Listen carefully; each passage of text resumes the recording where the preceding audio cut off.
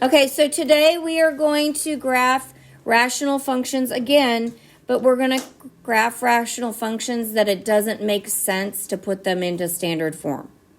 Because putting them into standard form, or we can't put them into standard form, doing those two things just adds more steps than what you need.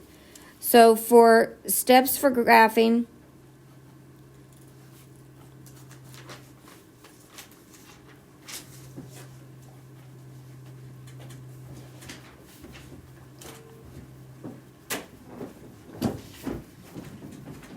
rational functions. Okay, so the first thing you are going to do is factor and simplify.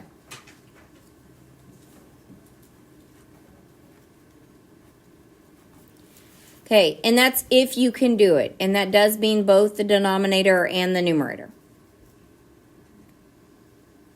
Okay. Second, find x and y intercepts.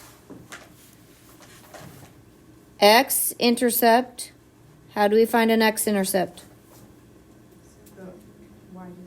Set the y to 0. So we're going to get an x, comma, 0 for y, right? How do I find a y-intercept? So that would be 0, comma, y.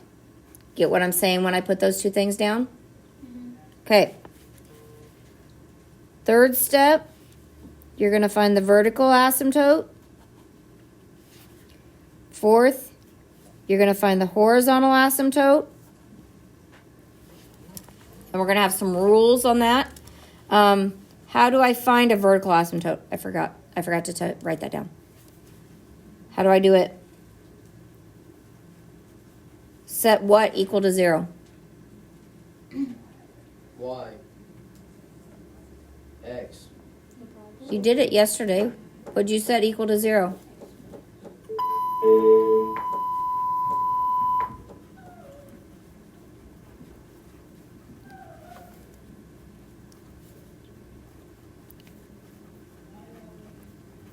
Okay, did we do that yesterday on the vertical asymptote? We set the denominator equal to 0? Yes. So you set the denominator equal to 0 and solve. So if it's a quadratic, you have to factor and solve. Whatever you have to do, you have to do it. Okay? Horizontal asymptotes, you're going to compare the degrees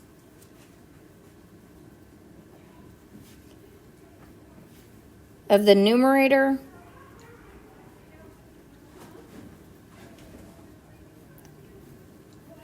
and denominator.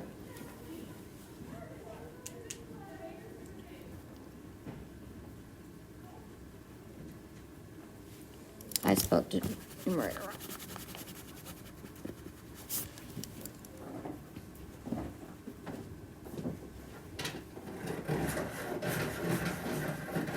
Awesome, shut up.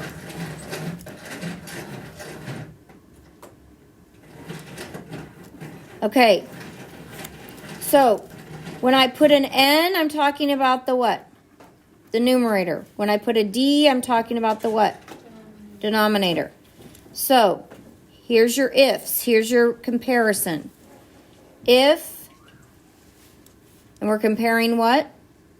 Degrees. The degrees. So I'm talking about the degrees, okay? So if the degree of the numerator is less than the degree of the denominator, the horizontal asymptote is y equals 0. Isn't that nice? If the degree of the numerator is less than the degree of the denominator, it's 0. If the degree of the numerator equals the degree of the denominator, the horizontal asymptote is it's y equals leading coefficient, LC, divided by leading coefficient. That's how that one you guys asked me, and I told you it was 1/2 so quick. Yes? Did you mean to put if instead of I? I said if. If the numerator is, what's the only one left? Numerators. Greater than the degree of the denominator?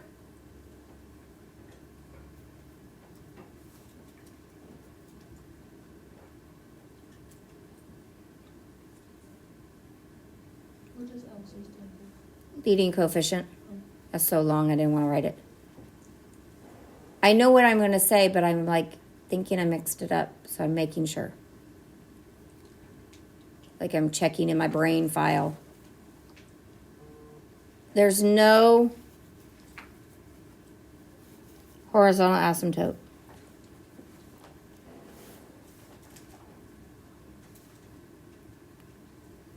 But in my brain, that says wrong to me.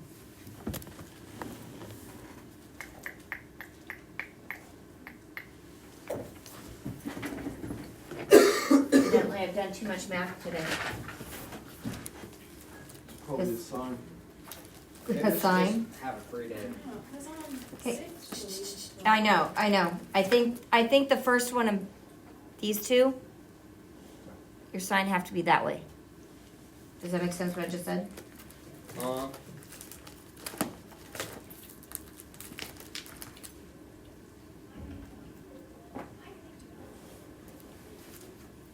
Of course, they're not there.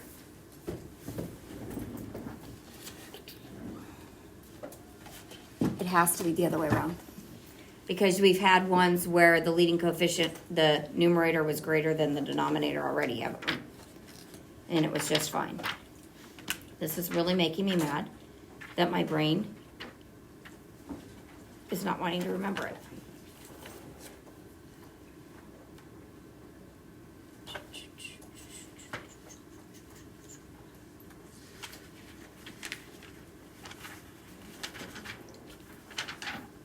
Sorry, guys. I feel bad. Well, it's all. I'm gonna cry. Then maybe just take your time. Take your sweet time. Miss Mick, please let me do that. I'm gonna cry.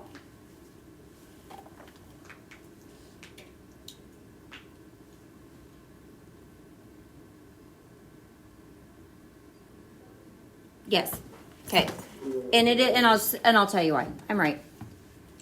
It's because these are not just reciprocal functions. And that's what we were dealing with before. These have more pieces to them. That's why it still works. Okay, so the degree of the numerator is greater than the degree of the denominator. There's no horizontal asymptote, but you'll learn about a but next year.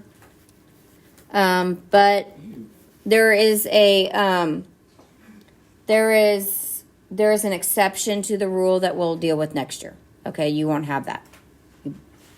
So then we state, well, I personally, step 5, plot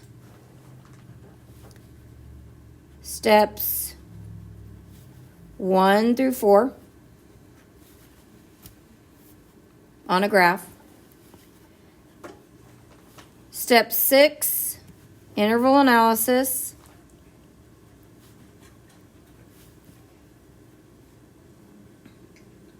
I'm gonna spell analysis wrong. Help me out, guys. A-N. In. It's A-N. Y. L-I-S. That was funny. That does look funny. That's not right. What's that? Maybe it's A-N-A-L. Yes. And then A-N-N-Y. Y.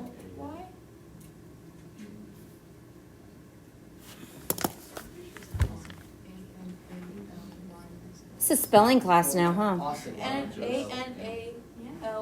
Austin. Figure it out. Y-S-I-S. Analysis. I was close. Okay. Interval analysis, and I will show you how to do that. And then, Oh. what? It still looks funny. You spelled it. No, that's right. Is it L-Y? Oh, yes, I didn't fix that. Yes, it is LY. It's just not already. LYSIS. I don't know. Sketch, you're going to graph it because the first one we plotted the points, right? And now we're going to graph it. We're going to connect the dots. And 8, I haven't said anything about what?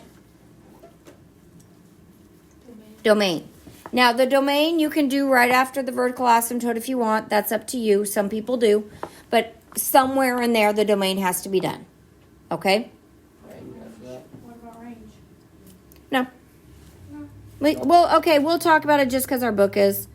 But next year I will chop off the range. Okay, so those are our steps. Those are the steps we're going to do every single problem. Okay? It's a lot of steps. It is a lot of steps. I expect you to have four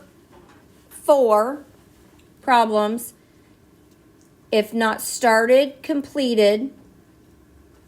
Okay? You have 8 problems, yes? On the new homework? Well, technically we have 16. Well, on the homework that I said wasn't due tomorrow, you have 8 problems. I expect you to factor and simplify, find an x and y intercept, and a vertical asymptote on all of those problems. Understood? If you get further in these steps, that's fine, but I expect 1, 2, and 3 done. Got it? Because we need to have a starting point. And we factored before, yes, So you, and simplified. We know how to find x and y intercepts, and we can deal with doing that because step 3 and step 1 are basically the same. And we will practice it, but I expect on all 8 problems that those 3 steps are done. And don't give me that look. so you want what? And you are going to take a half a piece of paper on each graph. Got it? So you Each want us graph? to do 13 You think for made of 20 paper? today? Or- I want the assignment on Classroom, every single problem on there, to have step 1 through 3 done. You can go on, but I expect those 3 steps done. Got me? Yes. On the rules for number 4 on problems, how do we know whether we use those rules or if they're like on problem number 6? I want on the problems for today's, the 13 through those, I want these rules all followed. Not is it 13 through 16 the top? Yeah. Okay, those you do like you did yesterday. Friday's assignment, you use this stuff. Okay? Can you do 18? No, we are going to do an example. I'm not going to do I them. thought we were doing. No. do 18. No. I was going to, but then I said we're going to change how we do it. Okay, so you got your steps? Yes? Okay, so the example we're going to do is, I know I changed my mind and I didn't tell you. F of x equals 4x squared minus 9 over x squared plus 2x minus 15. If you don't understand where something came from or how we did it, please ask and make yourself a note on your notes, right? Okay, first step says what? Factor and simplify. That means both, right? Okay, do not look at this as one whole problem. It is a problem and what? A problem. So how do I factor the numerator? Like a difference is It's a difference of squares, isn't it? Okay. So that would be what? 2x minus 3. And, oops, evidently I just don't write minuses anymore. Minus 3 and 2x plus 3. Okay, now then I look at the bottom. 1's my leading coefficient, so this should be a pretty easy one to do, right? If you cannot factor it or factor it by grouping, do not use the quadratic formula. You'll leave it, okay? Until, like, we have to do other things. So, factors of 15 that have a difference of 2. 3 and 5. Which one's negative? another 3. Because 2's positive, so. Okay. So, and then it says simplify. It says factor, simplify. Is there anything I can reduce out? Threes? When I have quantities, the only thing I can reduce is the whole thing, correct? Do I have anything I can reduce out? You can say no. Is there any quantity that's the same? No. No. So is it simplified? Yeah. Yes. So step 1 is done. This is step 1. Check.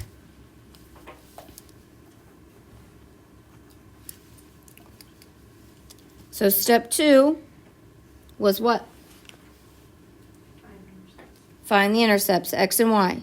So I have x int. Label your work. It's not that hard. Okay, so x-intercept. I feel like I'm a long way away from my paper. Well, x-intercept is I set the whole thing equal to 0, and we've talked about this every single time I set it to equal. When I multiply over by the denominator, what's it going to equal? 0. So I'm really only setting the what? Numerator. Did we already factor it? Yeah, so should we use that? So I have 2x minus 3 times 2x plus 3 equals 0. So what does x equal?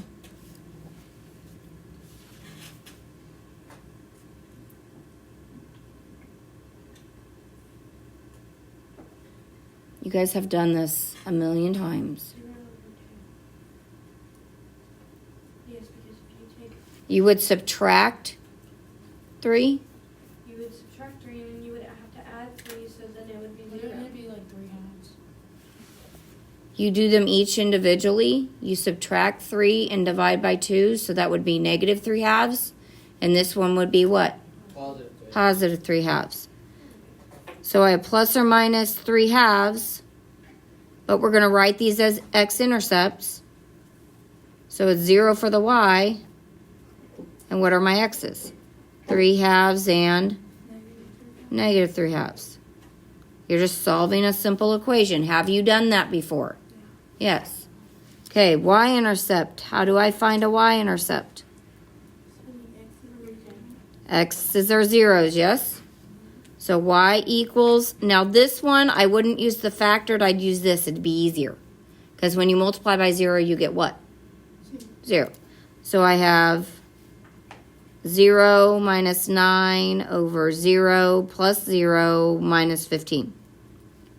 What's that give me? Negative 19/15. How about positive 9/15? And we can reduce that to 3/5. And so that point would be 0 because we made all the x's 0, right? And 3/5. This is all basic math we've been doing for a long time, right? We're just going to apply it different ways. So we now have an x-intercept and a y-intercept. I need a vertical asymptote. So VA. How do we find a vertical asymptote? Setting the denominator equal to 0. And on both of the x-intercepts and the y-intercepts, that is of the simplified one, okay? So if we reduce something out, we don't use it. That'd make our life easier, wouldn't it? But we didn't. So we're going to have x minus 3 times x plus 5 equals what? 0. So x equals what and what? Negative 5 and 3.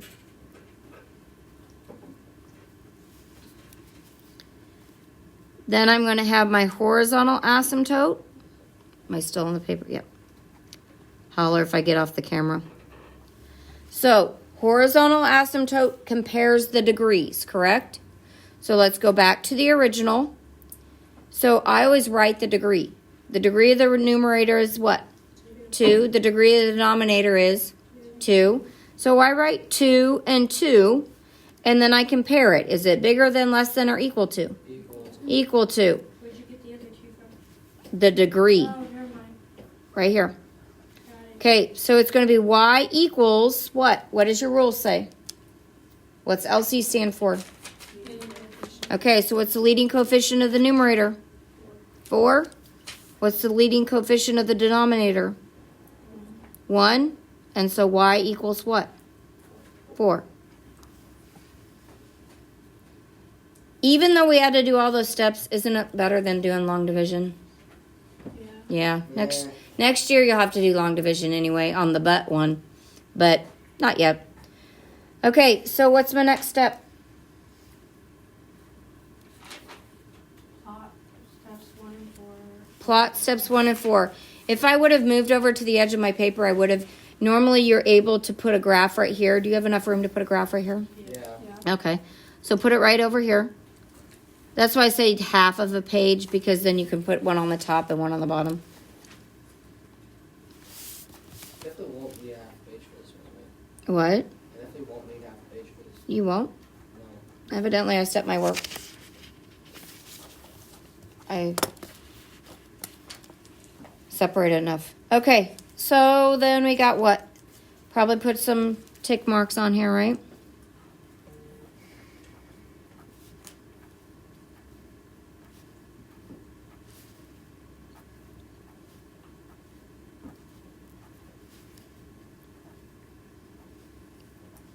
Now, the math is exact. Is the graph exact? No, it's a sketch. Something you'll see, but different than what I have. Purple, maybe? Have to let me know. I bet that purple doesn't work.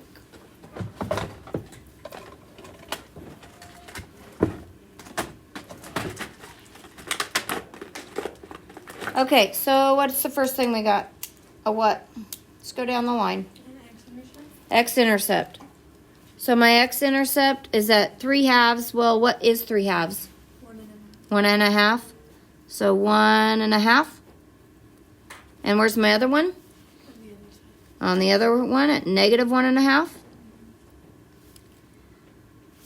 Y-intercept is at 3/5. So a little over half, isn't it? Yeah. So does it have to be exact? Nope. Can it be on 1? No. Okay, then I have vertical asymptote. Where do I have them at? -5.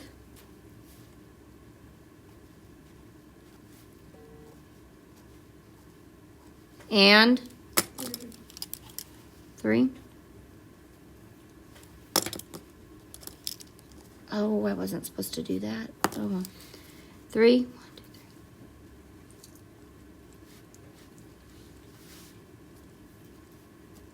And where's my horizontal asymptote at? 4.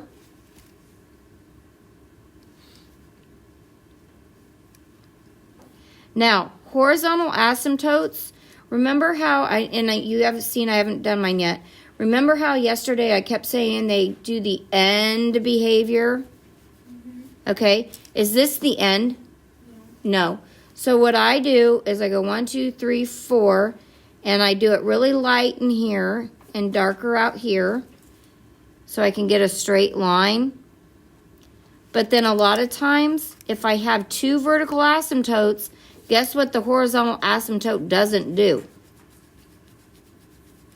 It doesn't affect it. Horizontal asymptotes are at the end. And if I have 1, so the end is the whole thing, right? But since I have 2 vertical, do I have a piece that the horizontal asymptotes don't affect? Yeah. Sometimes you could have like 4 or 5 horizontal asymptotes. You won't, but you could, like if depending on the equation. Does that make sense? Okay, so now do we got all of this stuff done? Is that the only horizontal asymptote? Yep, only one. Because it's a y equal. Okay, now what's the next thing say? No?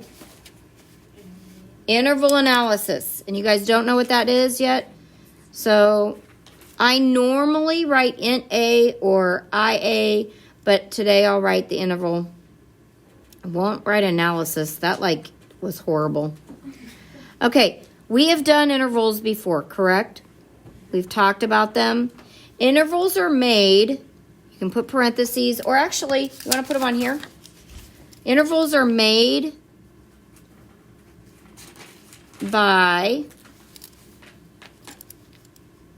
vertical asymptotes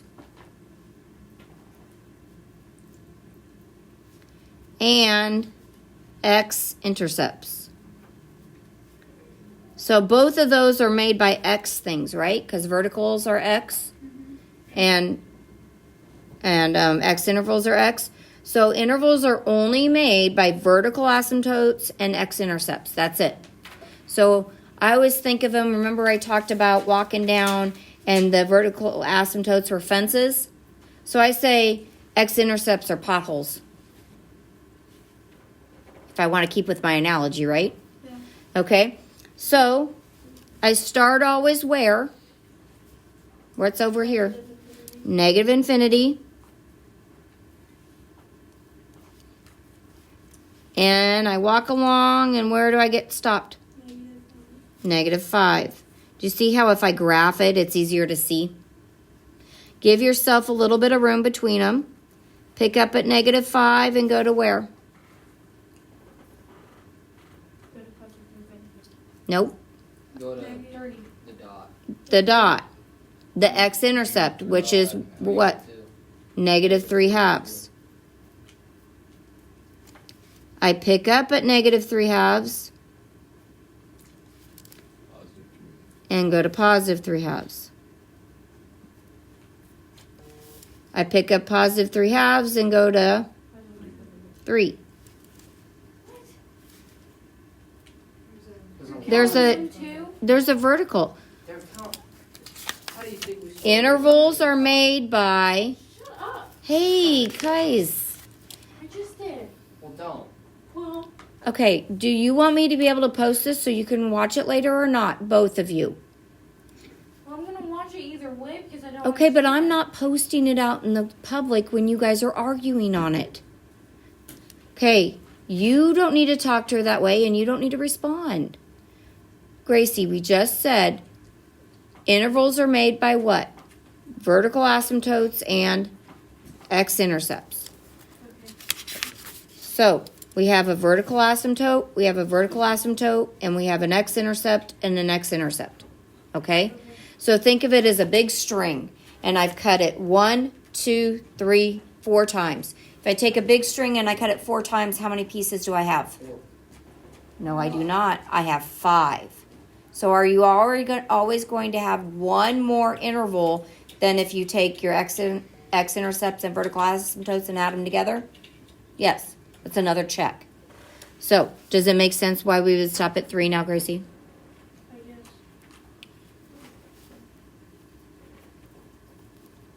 Okay, I pick up from 3, and is there anything to stop me now?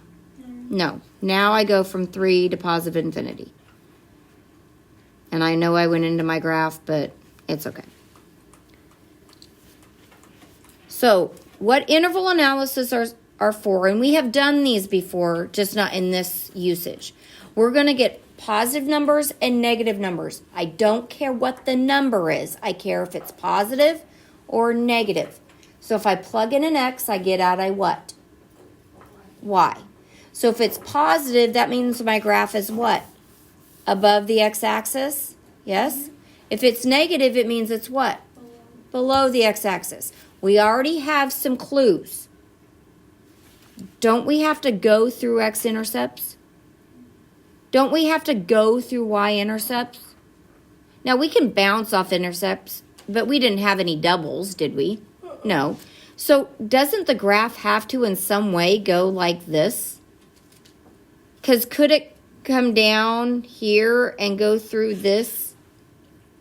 Could it do that?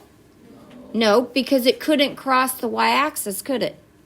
Is there an open door, meaning an intercept down here? No.